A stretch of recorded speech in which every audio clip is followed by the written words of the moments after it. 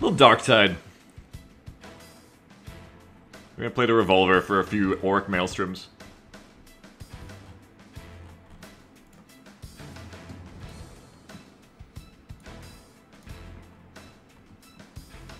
And Beagle promises XCOM, but actually next weekend it's gonna be Arma for 4 days a weekend. No, it's not. It isn't. It surely won't be. That was a lie.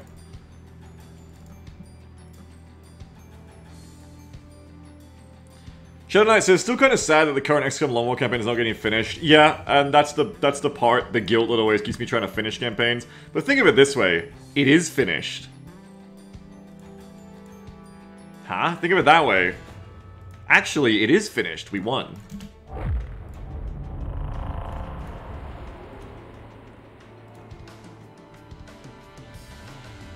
I have to gaslight people like you, Shadow Knight. I'm just gonna have to like play the temple ship cutscene and trick you into thinking you just missed the streams.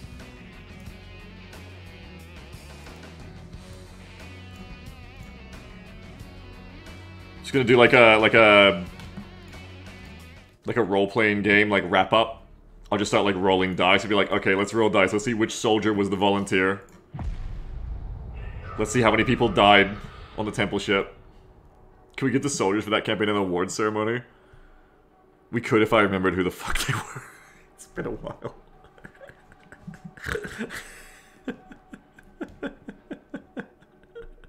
I don't really remember what the fuck. I just remember Delta died at like the start of it. Just leave the finish the game screen as your intro. Oh yeah, I'm just gonna like fake some victory screens.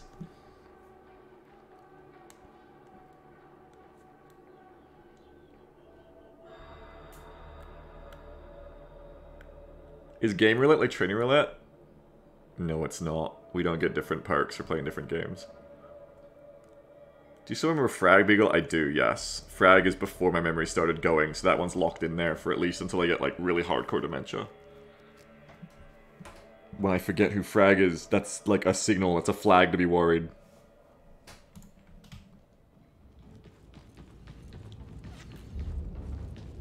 Just have the victory screen as a JPEG and pull it up every time someone asks and say you missed the you just missed the end. Yeah, I'm just gonna get in the gaslighting with this new campaign. I'm just gonna be like, no, I beat that campaign. Yeah, you're ready. No, we won it. You missed it. Where are the VODs? Oh, it was just like those 50, 60 to 100 extra missions. Those are, Jeff just didn't upload them actually. Jeff just decided not to upload those ones for whatever reason. Weird. Yeah, I know. Odd. Very odd. Oh well. Anyway, here's training roulette. I do want to surrender that. Purchase authorized. VODs flagged by Twitch. Yeah, we were too based. For the entire last 100 missions of the campaign straight, we just kept talking about Big Honky, and Twitch deleted all of them. Yeah, sorry, they're all gone. Due to honky-related problems.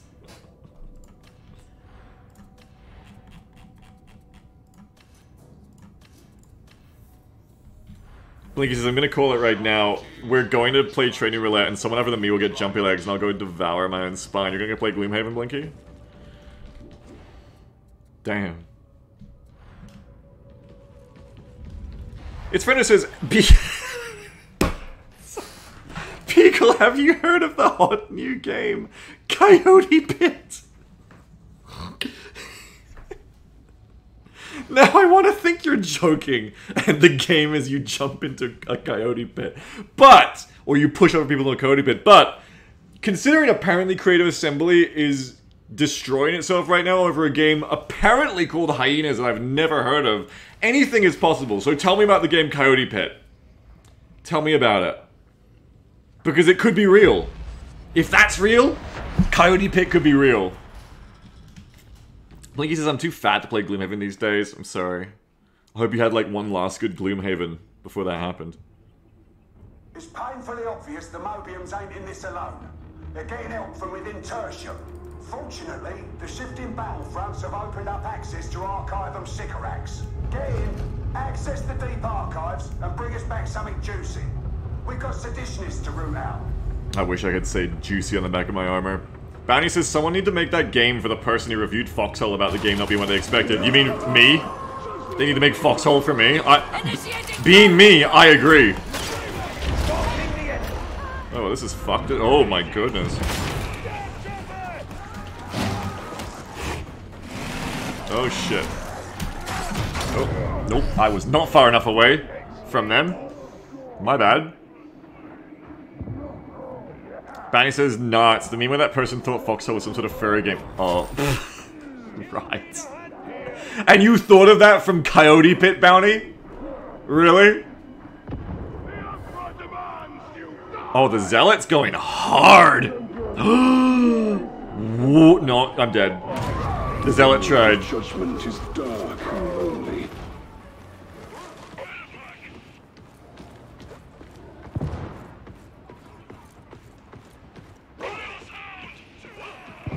You got Beagle and no follow-up? It's very easy to get Beagle. You just say pretty much anything and I'll read it out on stream.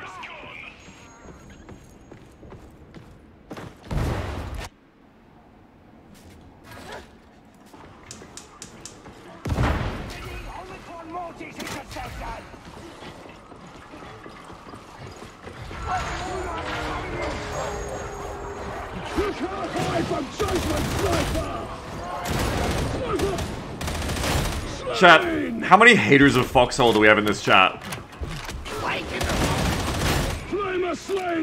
How many Foxhole haters are in this building? Yo, this Zealot is insane. They're just trying to like solo revive. There's some War Thunder. Oh shit, sorry. You're right. No wait, I haven't got time to... Duh! I haven't got time to change the game, hold on. Thank you, veteran.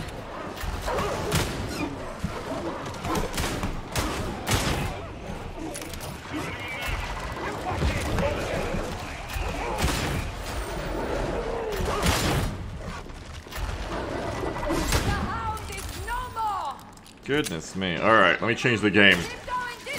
Well, we're in a moment. Warhammer 40,000. There we go. Sammy, are you deleting messages from people who don't like that bad game? What would you prefer? That the galaxy endure eternal darkness? Okay, so a bunch of haters. I see, that's good.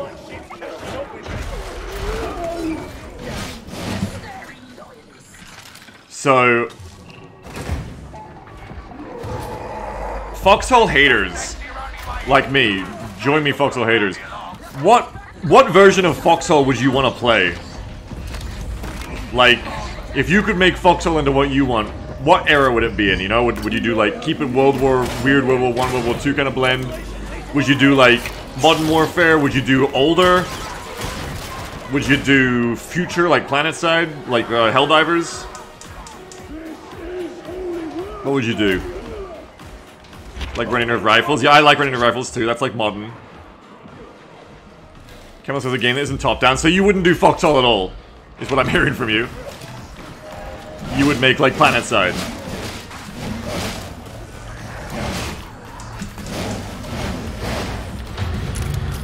Postscriptum, but with Foxhole's scale? I never played Postscriptum.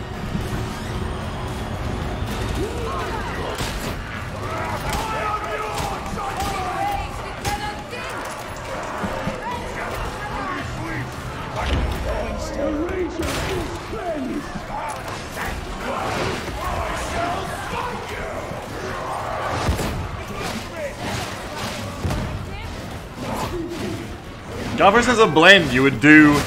One side has F-16s, and the other side has magic and dragons. That's an interesting idea. An asymmetrical... A very asymmetrical version of one of those games. Where you do fantasy versus... Yeah, like Gate, but not bad. That's an interesting concept. I like that. That's something different. Very hard to balance in comparison, but I like the idea.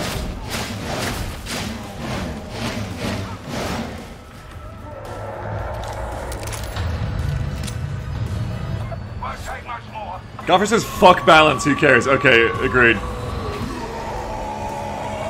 Okay, agreed. Fuck balance. Okay.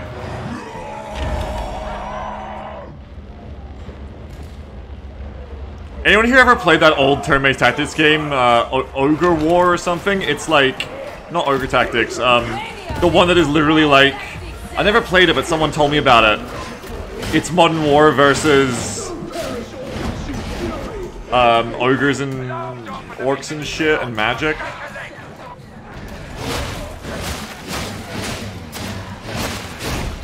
I forget what it's called. I'd never heard of it until someone told me about it. It's like a hex-based, old 90s tactics game.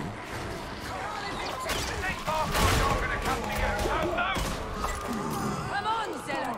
Get up! No, I don't think it's called Ogre Battle. I forget what it's called.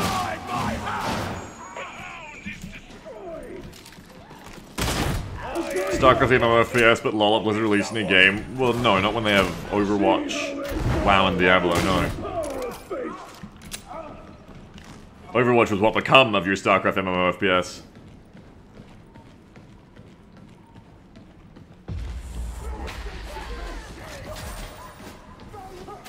Natural selection. Oh, I love natural selection.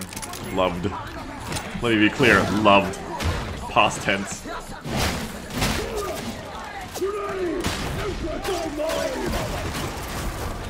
Ah. Beagle, the game where Evil has Ogre and goes out as canon that was hex-based? Oh god. Someone please help me.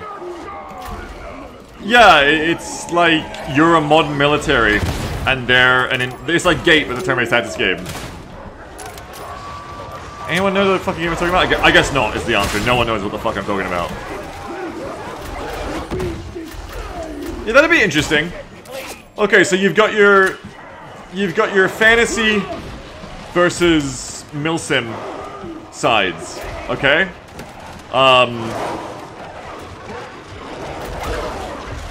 Oh jeez.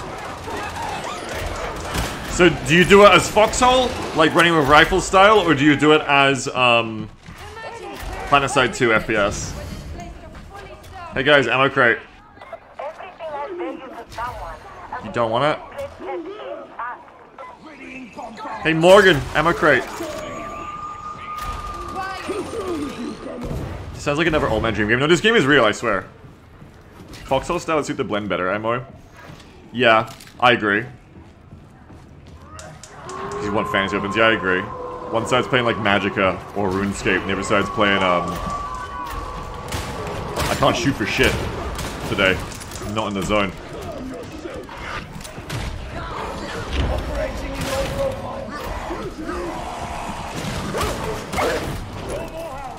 See, I have a different one.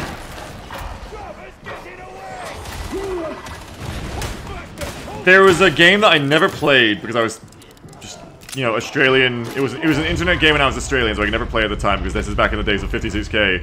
But there was a game I never got to play, but I got to hear about. Pre-Planetside 2 and all this shit. It was called World War II Online. And it probably wasn't that fun to actually play and practice, but it sounded amazing as a concept of like, you had like big scale. Right? You had like big scale. It was like a Planetside type game, but you had like a big scale on it. Like to the point of like, you were like flying bombers out on missions, you know, like really far away and stuff, like with travel time. And I imagine in hindsight it probably was shit. Especially because of the era it was released in. But I love the concept. And playing games like War Thunder, I'd love a kind of like... a kind of game where you had like a Planetside, but you had like interesting combat like that. Like a Planetside, but you can have like that interesting depth of like air combat in it. Oh god. Like the maps have enough scale that you can actually have like a bit of air combat that kind of mimics modern air combat. Oh fuck.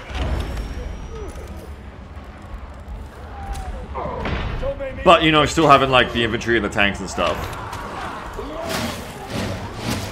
Camelo says that's what everyone thought the World War mode for War Thunder was going to be, and then it wasn't. What was that? I've never heard of that.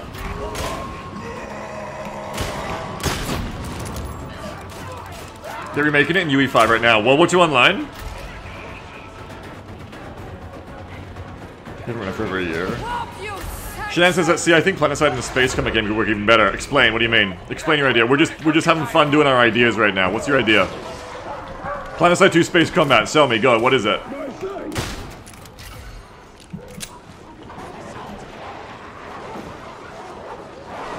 Benny says, why would anyone want to play as infantry in a modern battlefield, though? Because we gamify it, so it's better. We gamify it, so infantry are stronger. I think, like, any modern video game like that, you can't go, like, full Future War. You can't go, like, full, like, drones. You're, like, sticking that kind of, like, Cold War, World War II, but modern equipment kind of like balance. Otherwise, it's not going to be fun. The sniper is ended. Watch out! Gunner! Press the fire knife and remain.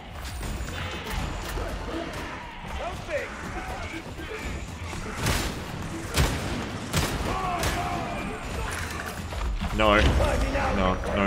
No, thank you. Calling the wall! Angels Fall first? Ah, yeah, that game did not... I never got to play that game. Didn't have a player base by the time I got to it.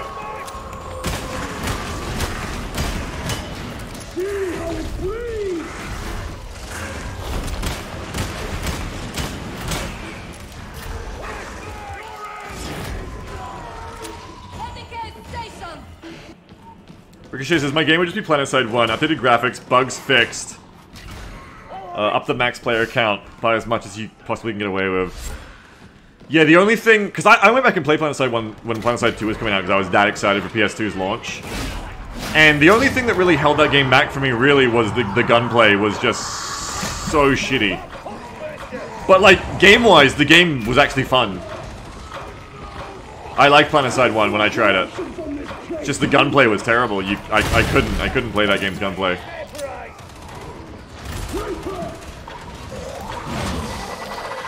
Kamala says, Enlisted did something I always wanted since high school, which was a multiplayer FPS where you're in command of a split of AI teammates, and then it was small and bad. That's a shame. That sounds good, yeah. Like a fun concept.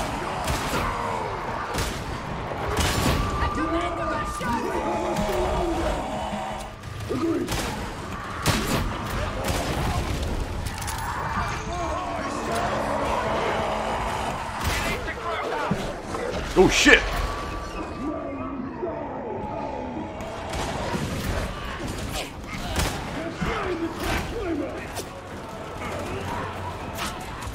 Pity of our existence is over! The fanatic seems to be hysterical! May my deeds inspire you. What about a Company Hero style game that's about Russia, China, NATO? I guess that kind of existed with Call to Arms, but Call to Arms kind of sucked in its own way because it was that fucking Men of War balance of like having to do everything like yourself with painstaking micromanagement. Other than that, I enjoyed Call to Arms, but like fuck actually playing it because of that. But it was like fun to tool around against the AI in a bit. Fucking headache to play though. Captain Core says, I don't know if it could ever work. Don't worry, we're not doing things that could ever work right now, because if you're watching me, you probably don't have enough money to start a video game studio, so none of us are ever going to realize these dreams, but they're fun to talk about. That's what I've come to learn. Core says, conceptually... Hang on. There's a lot going on, hang on. Conceptually... Hang on. No, wait, I'm not ready yet. Conceptually, I think in one of those big war games, you only take control of vehicles, and the infantry side is squad RTS, where it feels less bad to sacrifice troops to solely an objective. Yeah, I could see it. I love infantry combat too much to really fully give it up, though, but I like the thing Cam was saying about the enlisted idea of, like, AI-controlled squad mates. I think that's nice. I like the idea of, like, going out of a squad of AI squad mates, and then, like, as you die, you get to warg into each of them until they're all dead. As kind of a blend between, like, not having complete spawn die gameplay and having, like, some kind of, like, battle lines, but also, like, not just dying once and being done, like Squad. And having to walk again.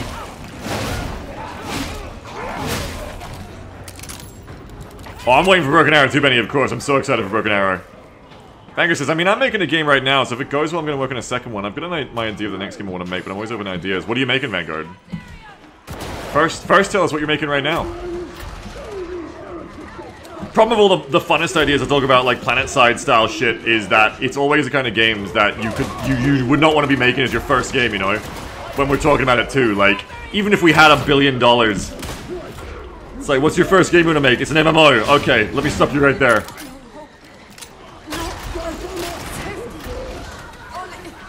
Hey, I've got this great idea for a game. Okay, let's hear him out. What's the idea for a game that's gonna make you $1 million that no one's ever done before? Okay, listen, it's an MMO. Uh-huh. Okay. But it's not a bad MMO. Oh, okay. It's a good MMO. Cool. Yeah, the performance is good. Okay, great. You really need Yeah, it doesn't have bad performance like other MMOs. Cool.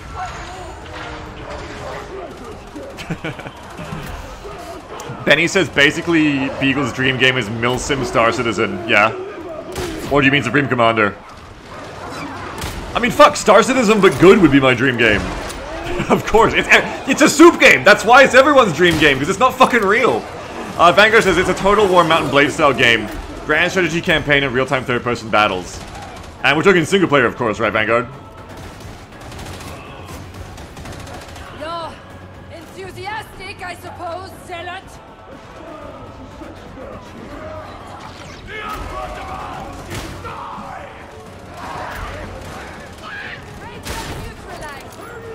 What separates it from, like, why do I play it instead of Mountain Blade or Total War, for example?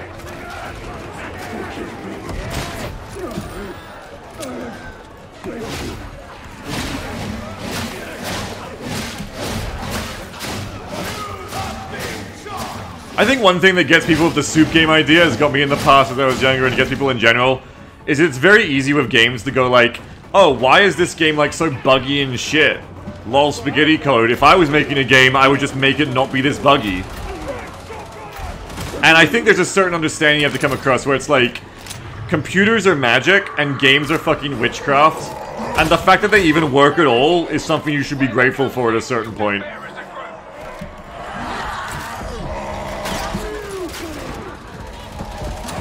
Save your fire for the foe, Guardian! Oh god. Away from that bastard! Foundation says, I'm working on a single-player Battle Royale like game, but with cars, on a serious theme. We have a few people in our community who's making games. We should make like a channel for it. Of like... rat devs. You can all talk to each other and... Ah! That's a terrible idea, because then you'd all get harassed by the soup guys. That's a terrible idea. You should not identify yourself as like a game dev if you're actually like making a game and making progress on it. Because then all the soup guys will be like, after you're done with that game, I've got a great idea for you.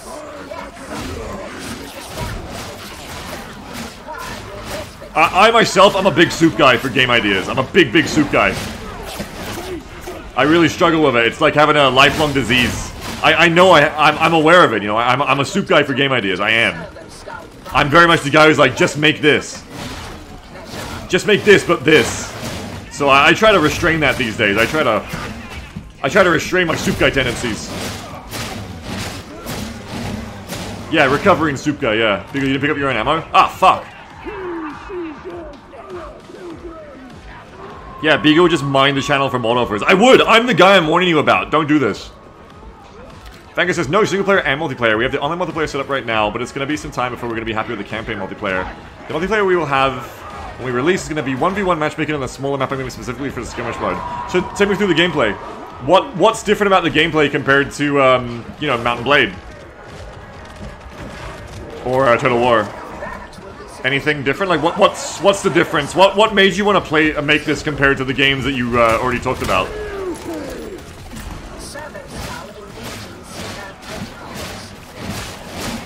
Unless I missed that.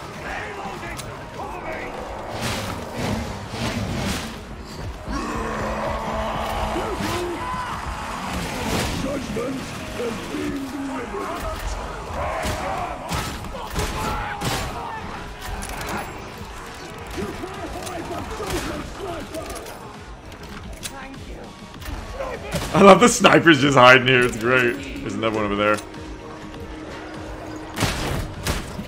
Already got the double there. The next designated scan zone. Employ all spaces.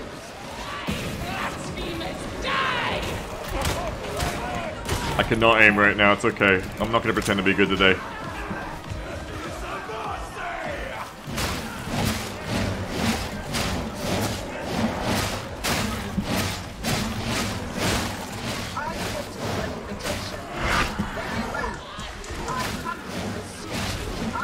Yeah. If you want Vanguard, don't let me put you on the spot if you don't want to elevate your picture game right now. I'm just interested, I'm just curious.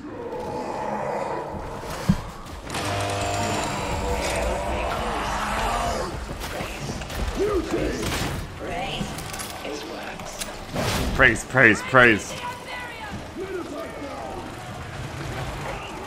Vanguard says, because Total War I find is lacking campaign complexity when it comes to managing new cities. In my game, each city... So are you working with a team? How big is your team? In my game, each city has its own resource pool, so you'll have to trade resources around. Hang on.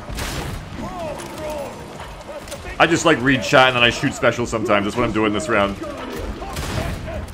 Trade resources around that are sent from city to city in caravans and can be attacked. You can build villages that will bring resources to the town, which can be attacked and destroyed by the enemy. Okay, so like your town management has logistic trains and has like districts, kind of like Civ, huh? Okay. Spill the soup. What's your game? That's a good phrase. You're right. Spill the soup. What about combat wise? How are you different to Mountain Blade, if at all?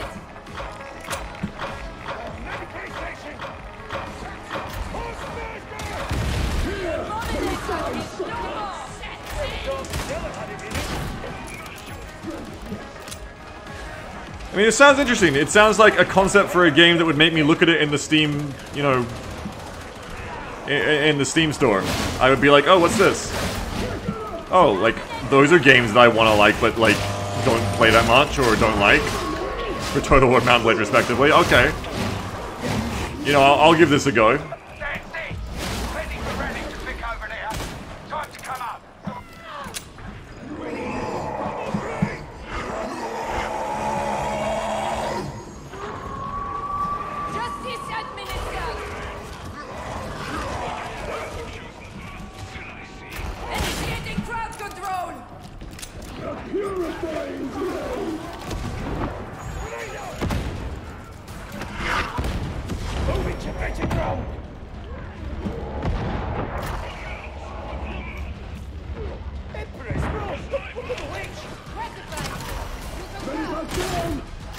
I didn't have to do anything. They could have done this on their own. I never did anything clutch this mission. It's just Red verse 588 and Tychus going hard, I guess.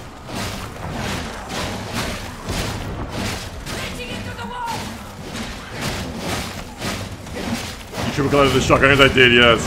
GG, carried me, thank you.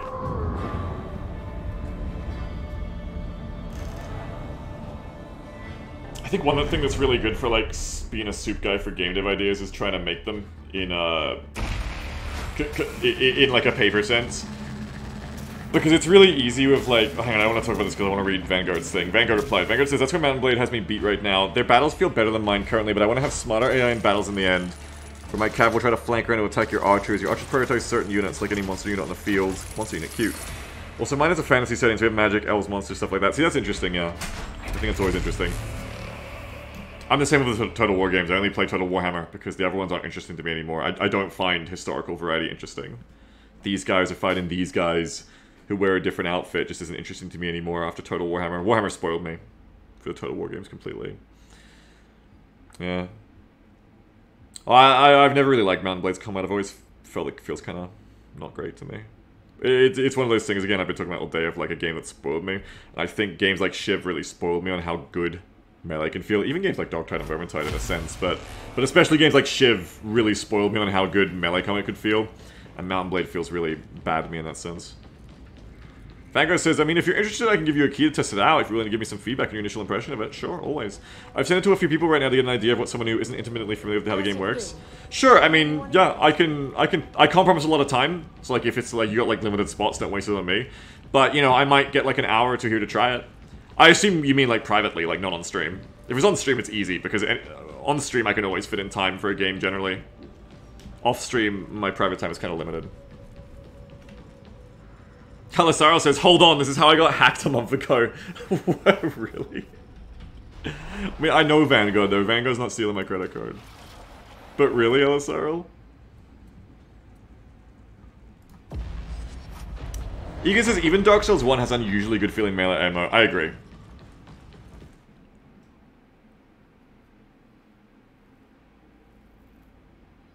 Status report.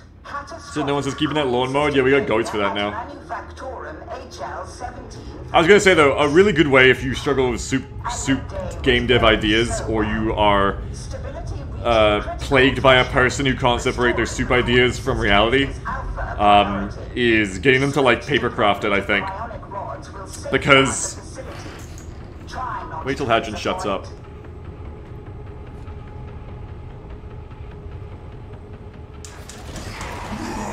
Ah! Because it's really, really easy to have an idea. With games of anything, it's so fucking easy to have an idea. An idea is so fucking free. What's actually difficult is having the discipline to refine an idea into something, like, workable, like an actual thing. It's really easy to go, oh, that would be cool. But it's harder than it, you know, it intuitively feels like to actually then go, yeah, but how exactly would the planet side with, like, that is better work? You know, like, actually, how do you balance that? Like, with concrete numbers, how do you actually design that? How do you balance it? How do you have an engine that works with it? But that's not even relevant to this question. You know, there's a world of difference between having a cool idea and turning that into, like, an actual design that works and can be implemented on a technical level. Answering all those questions of, like, but exactly what is the numbers here? Exactly how does that work? You know, exactly how does this system function? That's way more difficult because it, you know, is actual work. And that's why a great thing to do is what I was saying. Paper testing is, it's very easy as a soup guy to be like, I'm going to be a game designer. I'm going to give the ideas to the people who can code the game. All I need is a coder. How common is that, right? It's such an easy trap to fall into as someone who wants, you know, who wants to get into that kind of thing. You just go like, okay, I'm the designer. All I need for my first game is a coder, an artist, right? A coder and an artist, right? All I need. All I need, guys.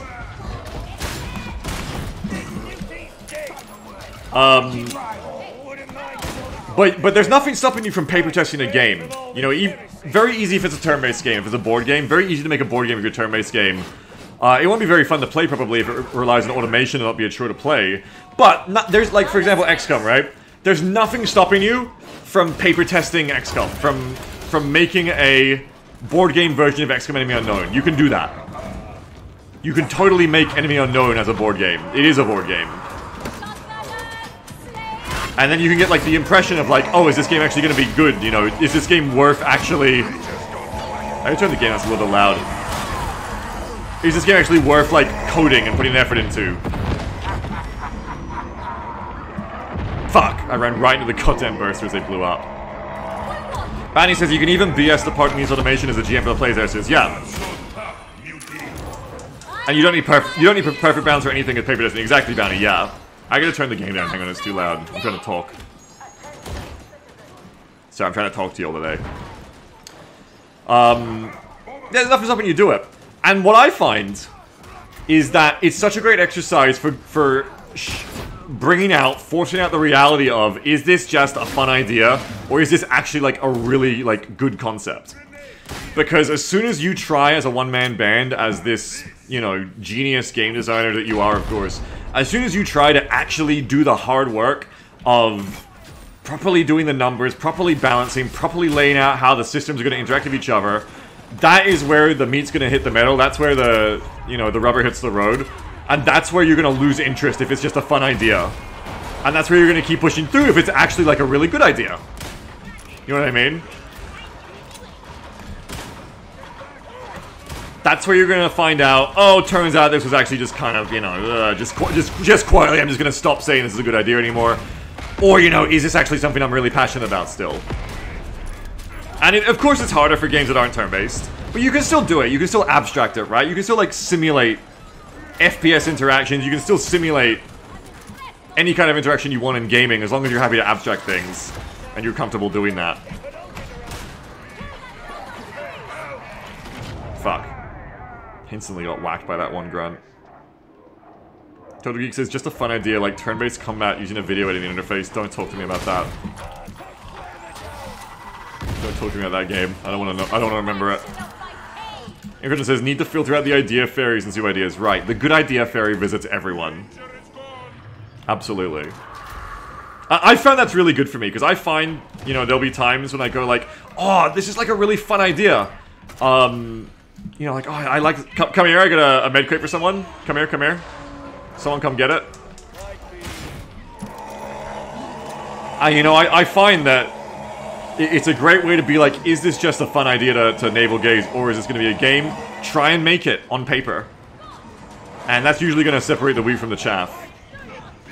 So if anyone is plagued by those kinds of impulses themselves, and they're very common impulses to have, or you're plagued by, like, a person, like you're a game dev, you're a coder, and, like, you've got a friend who just won't leave you the fuck alone about, like, make my game, try that on them, you know? Just try being like, sure, just, you know, make the paper version of the game.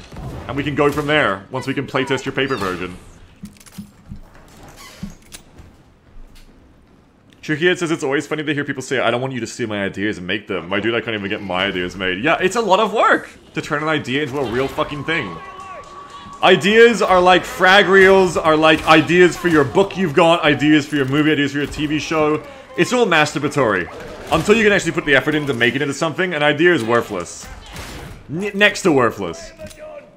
Don't let me get that twisted in like a broad sense of like feedback. When a dev or anyone asks for feedback, it's very valuable. But like unasked for, like ideas to totally revolutionize your game. Hey, I have them too, but I understand at this point, they're just for fun. It's just a fun thing to say. Unless you're actually gonna put the effort in to make it a reality. It's just a fun thing it's like a party game, you know? It's like when you're sitting there and you're like, what superpower would you like to have at the party, right? That's what it is when it's like, what video game idea would you love to make? It's just like the same thing. Oh, invisibility for me. You know what I mean? Gaffer says, who is it that said some dev was like, stop pushing issues if you don't come with the solutions? That's the opposite I hear from devs. Actually.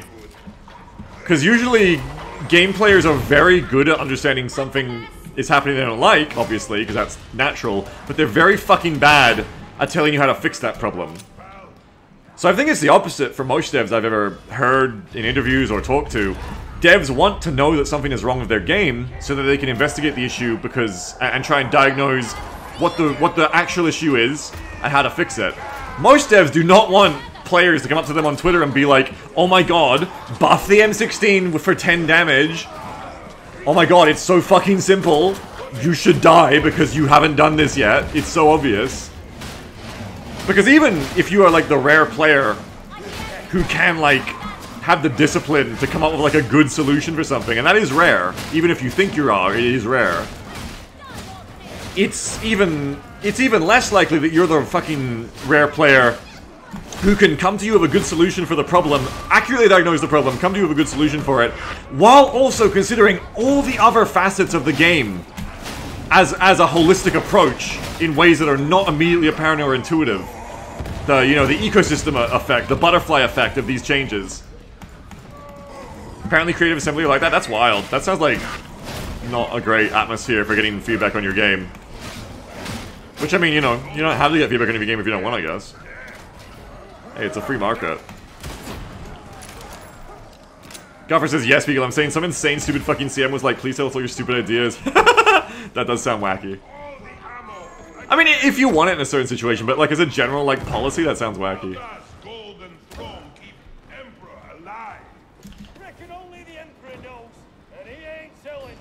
Anyway,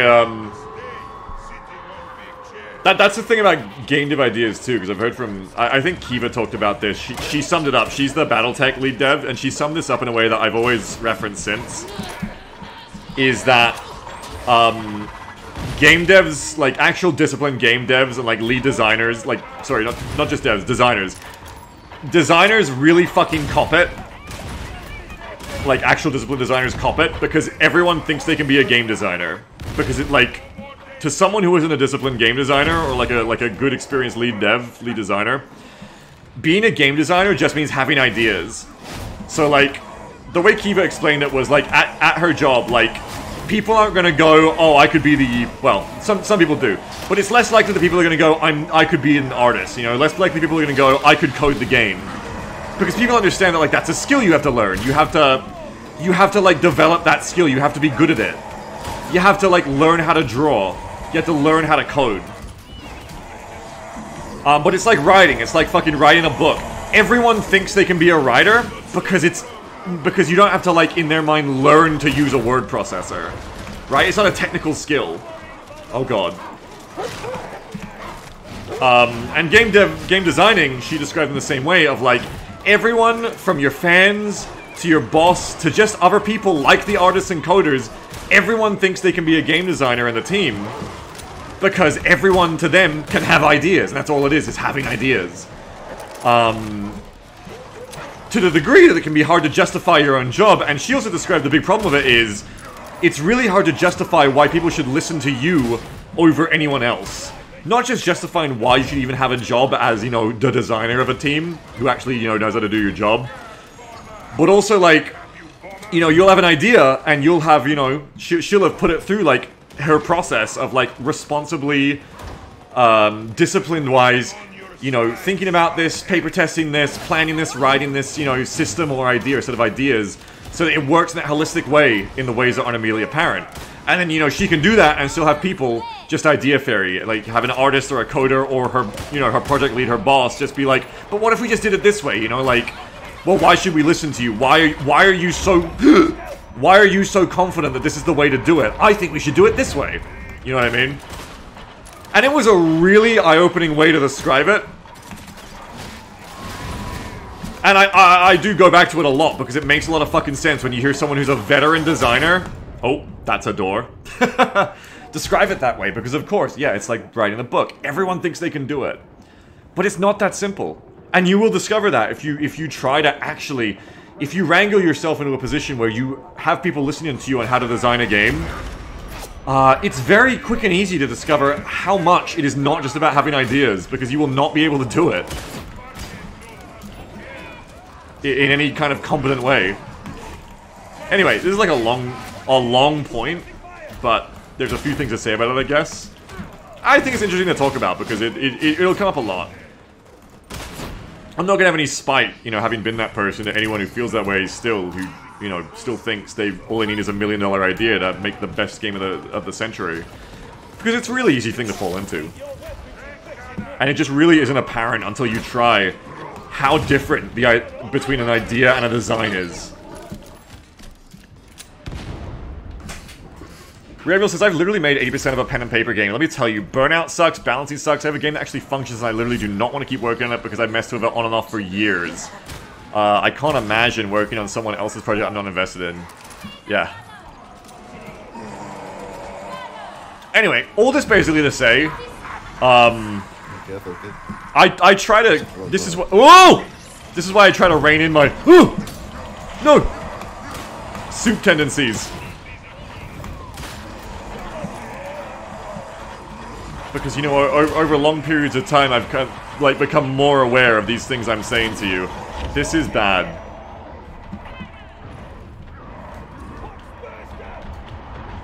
Oh dear. Whoa, no! Oh dear. I did a bad thing, guys. There's a demon host coming to you.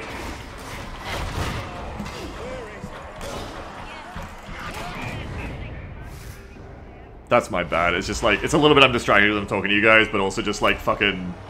I got trapped between fire, pox bursts on a door, reinforcements and mutants coming up here, and I just forgot the demon host was there, because it was the only way I didn't have enemies in, except I did.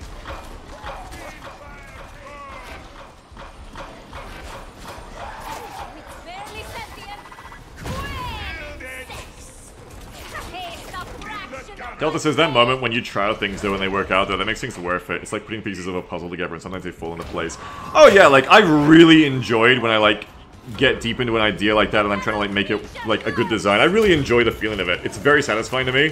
I really like to do it. And I like to talk endlessly about like game balance, game design, you know, systems and shit. I like to talk endlessly about stuff like that. But I'm also very aware these days that it's absolutely a full-time job. Like, between me streaming and trying to stay afloat financially, and then my private time just being really full up, I don't have a lot of time that I, like, want to spend like that on, you know, I don't really, like, have a lot of time that I want to spend on endlessly workshopping an idea that'll probably never come to fruition, because I'm not a studio or someone who can make my own game, so in the end, a lot of it is just navel-gazing for me. A lot of the times, like, I'll have a, you know, a design of something I want to work on because I think it's interesting. And it's mainly just, you know, for fun. It's mainly just me, like, writing a design for...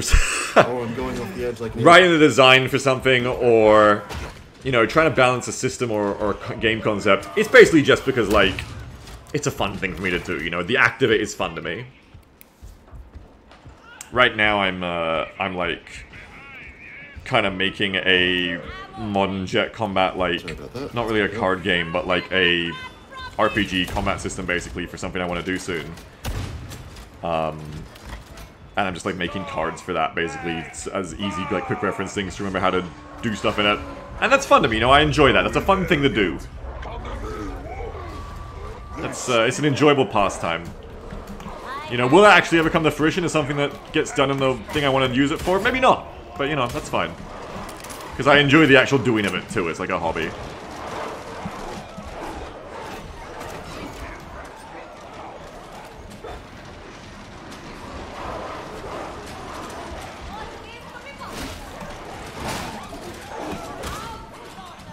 One thing I really enjoyed, actually, in that kind of vein, because I love talking about that kind of stuff, I like looking at design.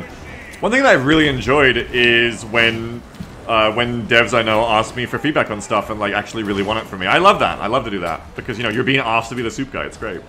But I try to be realistic as well in, like, what kind of feedback I give and try to understand the holistics, you know, and the systems of play and give actually, like, useful feedback rather than just, like, idea fairy stuff. But I really enjoy that. Like, I got to talk to Manhole, who does Mars Tactics a lot. And, you know, give my feedback based on, you know, turn-based games experience, XCOM experience, and stuff like that. I love that. It's kind of like being a fucking design consultant, basically. Just popping into people's projects and getting to, like, answer specific questions they have. Like, specific things they want to know, or they want to know, like, you know, how would you do this system? How would you fix this particular problem of the game, right? I find that really interesting. Of course I do. Because that's the best of every world. It's like getting to... It's like getting to babysit someone else's kid because you're, like, a bit clucky, right? Like, you're in that... I'm dead. You're in that period where, like, you think maybe you want a kid, but you don't want to go whole hog, so you just get to babysit someone else's and get all the good parts, and then when they start, like, being colicky, you just leave and go home. It's like that, right? You just, like, fix a few problems in a game, in a design, and you're a little bit helpful. And then, you know, you go back to doing whatever else you want. Delta says, I hate being that guy. The feeling that the entire game is counting me is not something I enjoy. Oh no, I enjoy that kind of thing. Yeah, uncle. You get to be a game design uncle. That's right. I think that's great.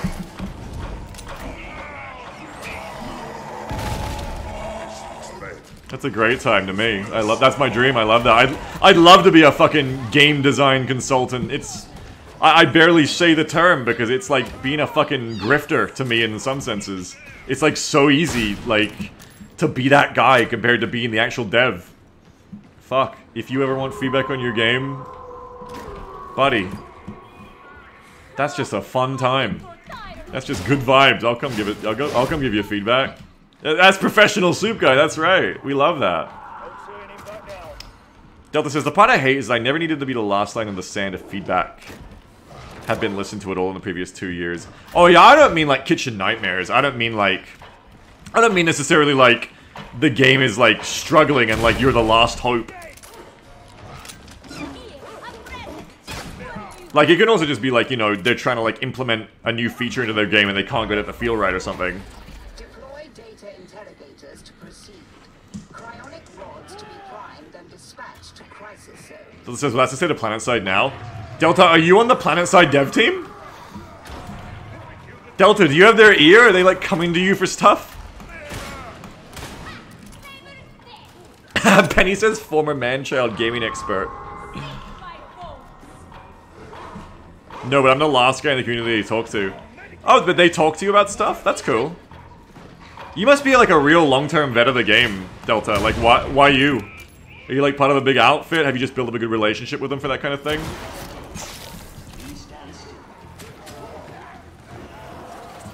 How did that come about? Tell me more. Because I could see that you were a diehard because you were right there with me when I started at PlanetSide. So I knew from the get-go you were a diehard. You know the phrase, who dares wins? Yep. You invented it. You're in the SAS. No, I think I see where you're going, but tell me.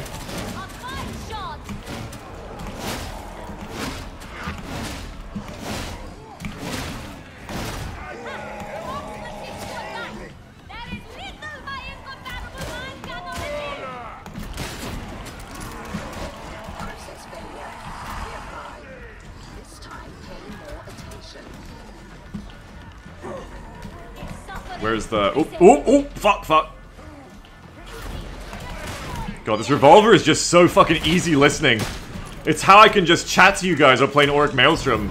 Apart from also letting other people carry me, I guess, a bit. But... because you just kind of like dodge around and then eventually... a special needs to be shot and I kill them. I'm like the soup guy in Darktide right now. I just like kind of hang about. I just talk. Ooh.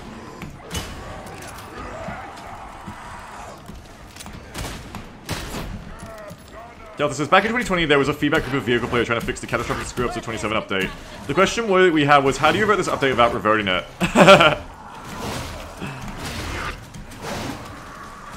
That was the question.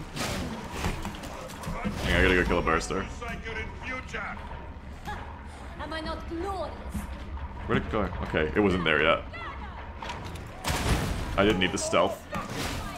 I came up with a solution to completely rephrase the problem. So you proved yourself to them, basically. You proved yourself as being a useful kind of feedbacker. Basically, we hybridized the pre-update combat loops and the post-update math.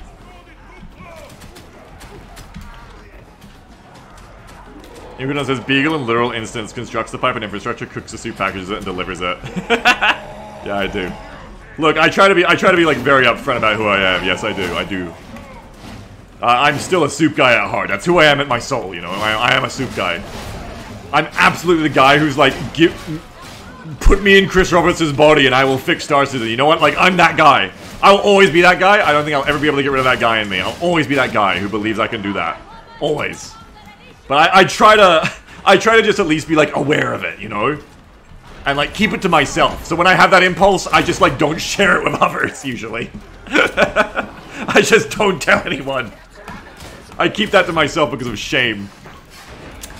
Delta says, in the end, all it took was being civil and taking the time to write out quality feedback rather than, oh my god, this system sucks. Delta says, we got stonewalled because it was attacking the creative director's vision. I remember making posts like that way back in the day, but in T-Ray Higby days, they didn't need anybody else's feedback.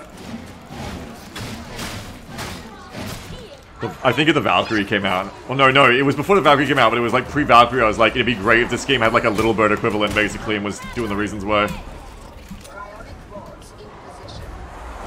Is there a medikit left for me? No, we're done. We went really far that project, built a tool that simulated combat in multiple areas of the game. That's cool. That sounds like some really cool effort. Oops, I should have done something. Thank you, team.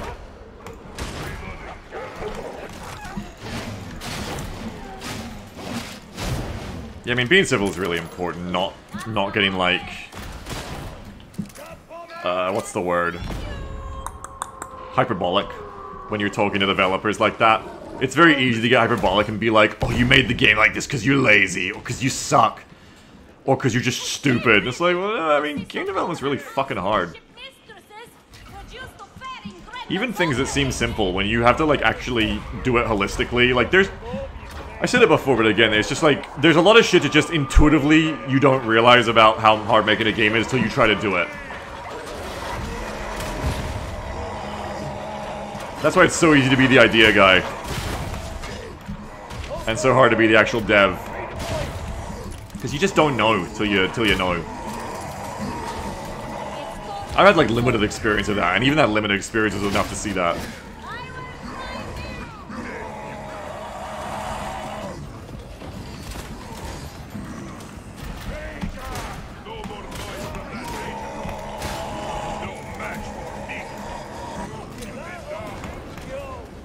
Blinky says, I feel like the opposite problem to players who think they know how to fix issues is game devs who have a vision for their game and refuse to accept that it isn't actually fun. Yeah, and that's always a toughie because, like, there's levels of cope and sieve there you can't really get through, like, voluntarily. You can't, like, make someone, like, change their mind on that. Because you can be Nikita at BSG and just be like, I don't care about fun, I just want this game. You know, and then pride gets into it, soup guy tendencies get into it. It's incredibly easy just to be the stubborn dev. And because, like, fun is, like, subjective, it's like, what is fun? You know, like, it's more like what goal do you want to accomplish with the design, right? Like, you can't talk someone out of that, right? You can't ever talk, like, someone out of that and convince them, like, no, this thing you are so proud and stubborn about is actually bad. It's... people have to, like, consent to that, you know? Delta says the wait almost got fixed. It's heartbreaking. We had a fucking release window and 90% done at the time.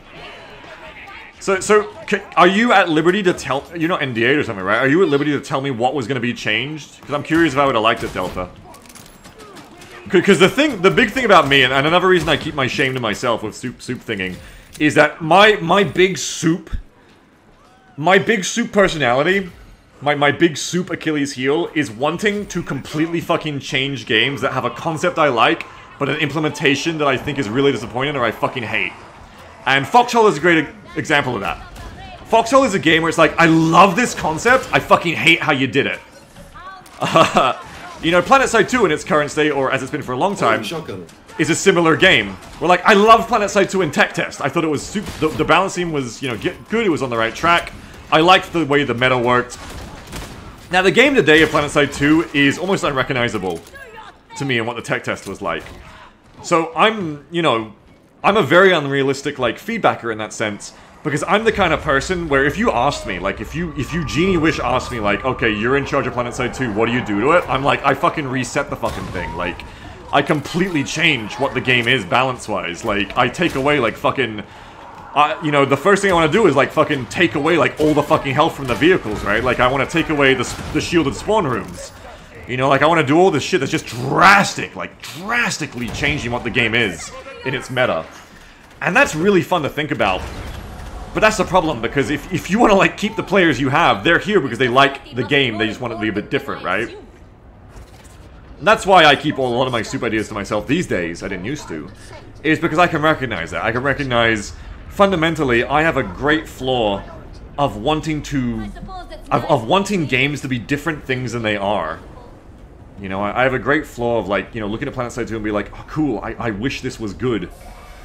And, you know, the game it is, you're not going to get to a game I would call good without drastic rebalancing.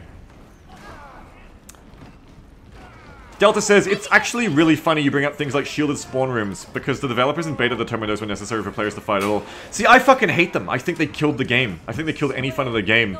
Today when we were playing Delta, one of the things that sucked the fun out of me is, like, PlanetSide 2 for me has always been a game of, like, it's kind of not a very fun game, but you play it for the good battles.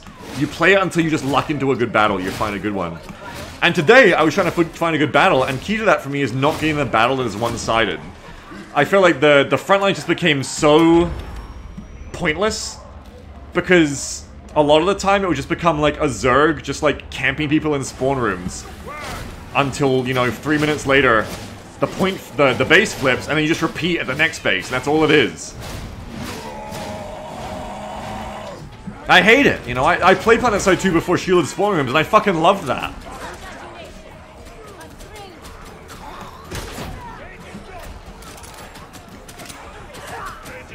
And that's what I mean, you know, like, that's the first thing I would do, and I don't think anyone who's still... That's the problem, I don't think anyone who's still playing PlanetSide 2 in this day and age is gonna like anything that drastic, because if they did, they wouldn't be like me. They would not still be playing the game. If you're still playing the game at this point... You know, you like it.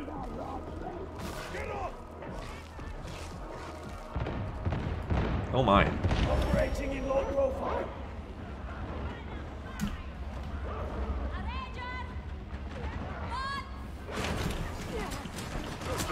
Grenades.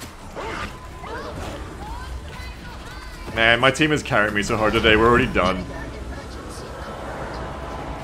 Alisaro says, changing over the spawn rooms to shield that doesn't fix the problem you just said it would fix. Of what? Of making the things not be campouts? How do you mean?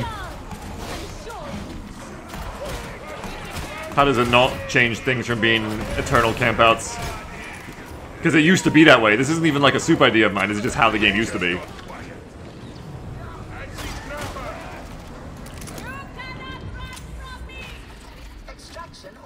Alicia Stilda says, I disagree. For every player that's playing now, you have 3 to 4 more watching from the sidelines waiting for the point on turtle meta to break up.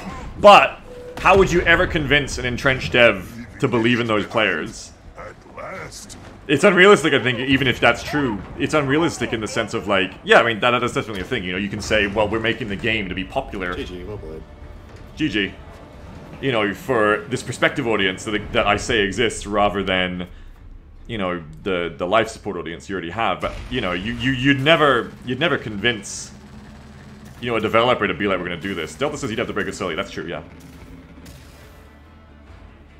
Alessandro says, I remember the game being a camp out when the spawns weren't shielded, except the defenders were at an even further disadvantage. I mean, I have a video of, like, being inside the spawn room and having turrets up and just jamming the fucking spawn tubes with guns, right? Like, that's how it used to be. It used to be, when you beat a base up hard enough, you literally camped the spawn tubes, and there was no shield to protect that from being done. You just literally went in there and you camped them out. Ricochet brings up something before I say anything further. Ricochet also brings up, yeah, the way to fix that was taking the idea from 1, where the things can just freaking break from getting shot. Yeah, 1 had that. PlanetSide 1 had that, and it was fine. I enjoyed that. But also, like, I think that's better than the shielded spawn rooms, because I think if you are literally getting gun camped in your spawn tubes, and you continue to spawn on that spawn point, like, that's a problem of the players. If the players want to do that incentively, like, that's their path of least resistance, they think they're getting something out of that, that's what they want to do, or for whatever reason that's what they're doing, even through spite or frustration, then you've got some kind of issue in, like, your game's flow of, like, what the path of least resistance is for a player. Because, honestly, if your player is, like, we're talking literally getting hard camped, like, coming out of a spawn point and getting mowed down by a machine gun, you would really hope that's the point in your game's design where your player goes, I'm gonna spawn somewhere else. I don't want to keep charging out of a spawn tube and dying before I can literally press a button, right? And the reason I think that was better is because it was instant. It was organic. Because these days, as I said many times before, PlanetSide, you have this really slow, boring, annoying, clunky kind of strategic gameplay where you cap some points and you got to wait till the base to flip, and then you got to camp out this invulnerable spawn room, you know, for like fucking 5 minutes. Because you've already won. You won the battle 5 minutes ago.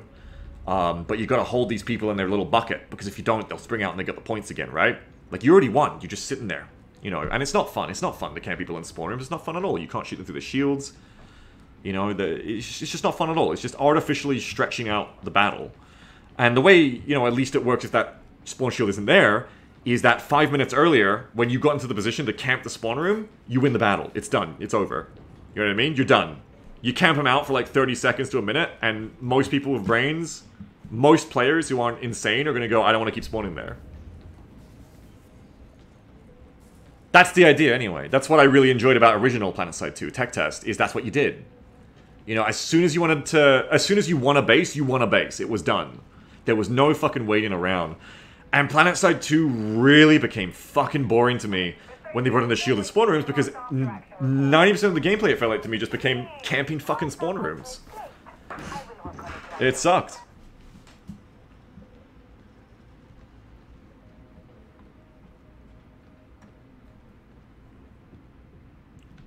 Delta says, it really boils down to this train of thinking. Why does point hold turtling exist? And point hold turtling exists because spawns are too vulnerable, because certain revived mechanic abuses were discovered, because there are too many vehicles and aircraft on the battlefield, because of an error in the spawn system, and because air transport became effectively free. Yeah, there's... I'm not familiar enough with the game to know exactly what you mean. Like, I'm not in the technical know when you say, like, point hold turtling, right? But I kind of get the idea, I think. But, you know, it comes down to, like, what do you want out of a game like that? And how do you actually get there realistically? And I think what I always wanted from PlanetSide 2, you know, was, you know, obviously, you guys know me, I wear it on my sleeve, combined arms, interesting combined arms tactics and strategy. The ideal world is you get the cool moment-to-moment tactical gameplay with teamwork, of, like, actually working together in a meaningful way that feels like you're making an impact, and, you know, cool strategic gameplay of, like, you know, it matters which base we take for whatever reason. You know, the feeling, real or imprinted upon you through abstract techniques, that you are part of a larger war and your actions have consequence. Delta says, point on turtling is basically shoving as many heavies, medics, and revive grenades and buildings as possible. Yeah, because you're not, like, trickling in, right? Basically, the spawn point is indefensible, just hold the actual objective, right? Delta says the way you crack point hole totally is for force multipliers, but that's not possible in live due to player ability and an unwillingness to let forbidden knowledge spread to the masses. What do you mean? See, for me, PlanetSide 2, some of the things I really find sticky about it is, like when I was playing it, it feels really hard to, like, have an impact as an infantry soldier in those bigger battles beyond, like, being a warm body. And even then, like, some of those base layouts, like, they're just so choke pointy. You don't really have a lot of options to, like, bypass the choke points. And, like, you can't even really, like, corner peek with, like, the strafe speed being so slow. You can't even really, like, corner peek well. You can't, like, jiggle peek. The time to kill is that thing of where it's, like, it feels like it takes a while to kill someone 1v1. If you're not headshotting, obviously. But then, in an MMO sense, that means when you walk into the place that 5 people are watching, you instantly die. So it's kind of like the worst of both worlds from my experience as, like, the infantry, right? Like, it's like, oh, it takes ages to kill someone. Personally, because that's how it's my perspective, but then also, oh, I die instantly if I try to go in that room. Daxlog says, PlanetSide battles feel like throwing a rock at a brick wall, hoping it'll fall. Yeah. And eventually, like, one side just kind of tumbles, right? Like, eventually someone just wins, or they don't. Oh yeah, I'm totally disadvantaged with the latency. That's true, too. But I used to have better latency, and I've played on Soltec at 120 ping, so it's still kind of the same for me. But, I think one of the most annoying things for PlanetSide is how it's always been so split up. Like, it's this combined arm game that really isn't. Was the thing I always said about it back in the day, is the strength of the game should be that it's a combined arms game, but it isn't.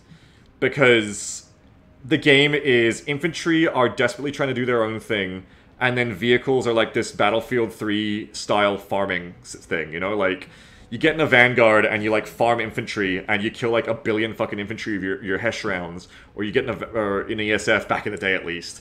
Before they nerfed the shit out of rocket pods, I guess. But you get in an ESF back in the day, or a Lib, before they nerfed Libs, and you farm the shit out of fucking infantry. But then, you know, you get to the bases and it's like... You get to the bases and often it just comes down to, like, infantry crammed into a building and holding it in one of the, you know, same sort of really choke-pointed base defense configurations you've seen before, building configurations you've seen before. And, like, you know, there's no real interaction between infantry and vehicles that is good, I think, in PlanetSide 2, because they've balanced it on the MMO sense, because tankers whined and whined and whined all the time about the game being too hard for them. And I think there was this kind of concept that because vehicles cost resources, but it was free to be an infantry, it was okay if infantry died quick, but a vehicle should be much harder to kill because otherwise players would be mad about that. But it just results in that really fucks not even combined arms of, like, you know, you need like 8 fucking rockets to kill a tank if it just sits there and does nothing and doesn't repair itself and lets you do that. And, like, what is that? That's just like, why even have infantry until it's all you can have, because the building you can't fit a vehicle in, basically.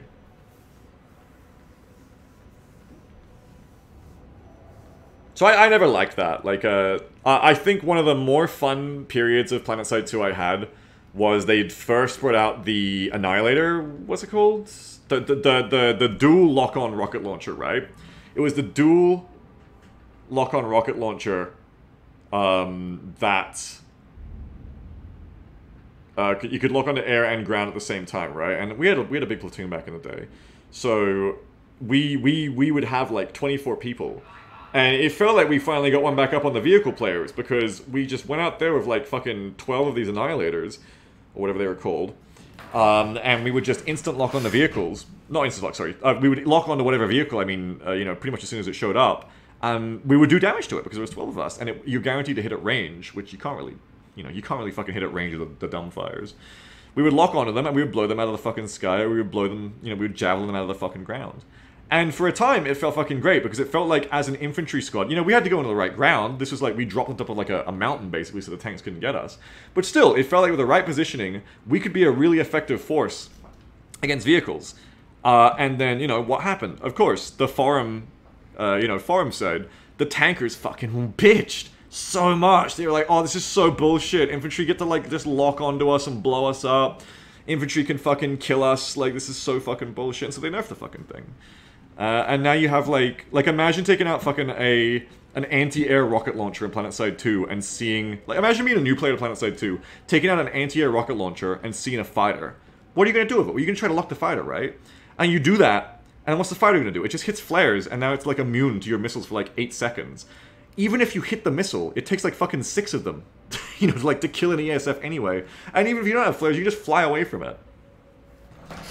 And it's just like, that's what I mean when I say the game is and has always been so fucking coddling for vehicles. They have way too much fucking health. Like, they can take so many fucking hits from missiles. They're so hard to fucking hit with missiles.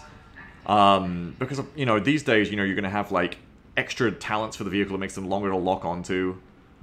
It's treating the vehicles like kill streaks. Yeah, it's treating the vehicles like they should just be so much more powerful than, like, an infantry or a squad of infantry. Delta says ESS are actually chewed up by lock-ons now. What? What? Really? Maybe I've just never hit them? I don't know, like, one of the first things I did when I logged on is I was, like, underneath the crown, and I was shooting at, ESS right above me. And of course, you rarely hit, because they just flare and fly off. But I feel like I hit them, and I just did not see it go down that much damage. I mean, that's good damage if that's true. Dumbest fucking change, it did nothing at all to stop A to G farming. Well, I mean, because flares, you can't hit them anyway, but that's the kind of thing I would like to see for all the vehicles. I would like it if the tanks, you know, you could, like, 2 or 3 hit to the rear. At least.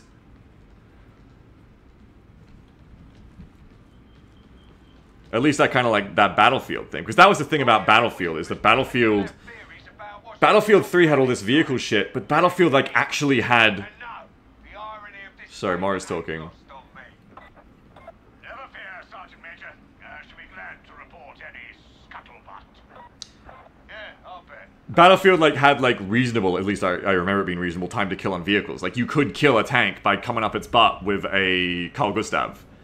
And PlanetSide 2 was very inspired by Battlefield. It wanted to do that kind of thing. It wanted you to be able to have the AT launcher and run around. It wanted you to have, you know, the tanks. But then the problem was... they had to inflate the health pools of the vehicles a lot because they don't want you to get just splattered instantly as a new tanker or whatever by the fact that it's a fucking MMO and like 6 guys can show up and hit you as soon as you crest. Alisara says, yeah, ESFs at the Crown know how to use terrain to deal with missiles. No, no, they weren't like splashing them into mountains. I'm saying like I was shooting at mozzies above me and they would just go, okay, cool, and they would just like afterburner off and the missile is like slower than them. The only way I could get a missile hit is if like they were target fixed on like a friendly aircraft, didn't flare, and just, like, allowed it to hit them. But, like, I would shoot at aircraft, and either they would flare it, or they would just turn around and just afterburner away. And apparently a jet with afterburners in PlanetSide is faster than an AA missile, because you can just fly away from them, apparently. You know, it's like, fair game. If, like, my missiles are getting splattered, like, into terrain, that's fair game. Delta says, the thing about lock-on missiles is they have really short lifespans that are in line with the maximum possible distance infantry render. Yeah, and that sounds like a tech issue, which, you know, you can't yell at about too much. But, you know, it's annoying. Anyway, this has just turned into, like, me ranting now, because the Auric Maelstrom wasn't ready, because we beat it too quick. So it's probably, like, my end of my day. But, point being, is, you know, the kind of PlanetSide that I would like to try, I don't think is a PlanetSide anyone else would want to, and that's why I keep my ideas to myself, usually. Because it's, like I said, it's like your frag reel. No one actually wants to know about it but you. SR-71, tactics of a missile locks, you just leave. Yeah.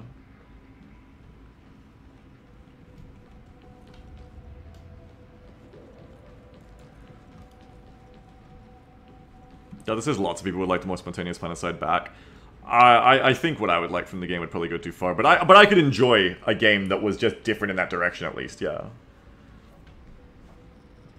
But, you know, it'd be a lot of work. As always, it's harder to turn ideas into actual solutions.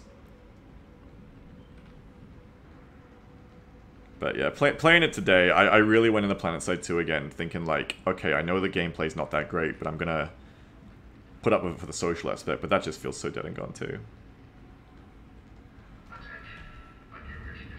Well, by the time the next Auric Maelstrom comes up, it's gonna be end of my stream time, so I guess I'll just end the stream. Just ranting. Just ranting. Ranting.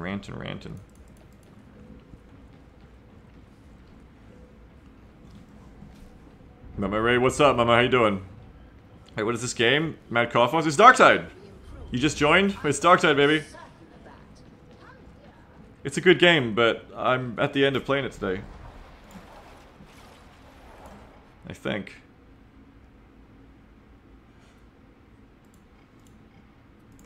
Mama Terry says just got done playing some Darktide as well. Oh, good for you, Mama.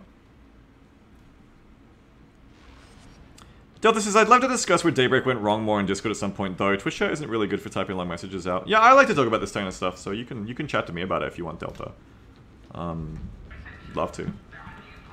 Do they still talk to you about this kind of stuff? Or, like, have you given up on, like, being, like, a feedback source for them? Have you given up on, like, the hope of it getting better?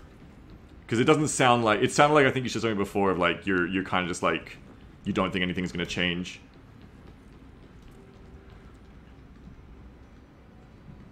To Lifeblood of Games, there's a bunch of new people coming in with no idea what they're doing. Egan says, this is why Team Fortress sweeps. It's free on PC and it's so old at this point it runs on your toaster. Yeah, I enjoyed Team Fortress 2 playing it again briefly, but I wouldn't keep playing it. Delta says, I'm taking one final battle over the medic tool fuck-ups, and that will be the last one if it's not reverted. Yeah, I've seen a lot of people complaining about that shit when I briefly checked out the PS2 Reddit. Been hearing your name a lot lately. Alright, I'm gonna call it a day. I gotta eat something. Alright. So, thank you to Momentary for the raid of 9. Thank you to Spacebot for the 99 month sub. Can you post a link here? Go for it, yeah, please do. Spacebot, thanks for the 99 month sub. Sleepy Banjandrum, a very generous tier 2 sub for 74 months in a row. Thank you for the very generous tier 2 sub for 74 months in a row. Appreciate that a lot. The annoying flying thing, subscribe for 31 months in a row. Thank you very much. Shadow Knight, 13 months. Thank you very much for that. I gotta raid someone and play my Ko-fi credits. Get out of here.